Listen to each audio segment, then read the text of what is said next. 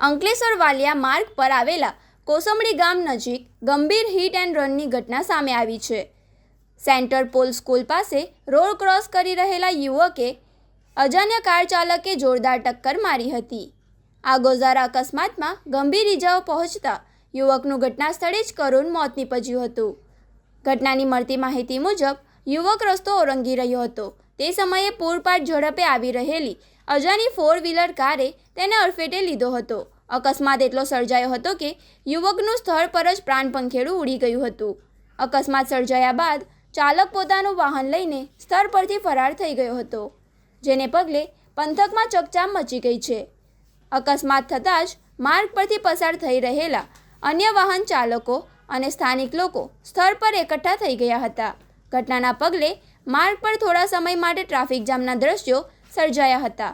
રાહદારીઓએ તાત્કાલિક આ અંગે 108 એમ્બ્યુલન્સ અને પોલીસને જાણ કરી હતી. ઘટનાની જાણ થતાં જ પોલીસ કાફલો તુરંત સ્થળ પર દોડી આવ્યો હતો. પોલીસે 108 મારફતે યુવકના મૃતદેહને નજીકના PHC સેન્ટર ખાતે પોસ્ટમોર્ટમ અર્થે ખસેડવાની તજવીજ હાથ ધરી હતી. હાલમાં પોલીસે અકસ્માતનો ગુનો નોંધી ફરાર થયેલા કાર ચાલકને પકડી પાડવા આસપાસના વિસ્તારના CCTV ફૂટેજ તપાસવાની પ્રક્રિયા શરૂ કરી છે.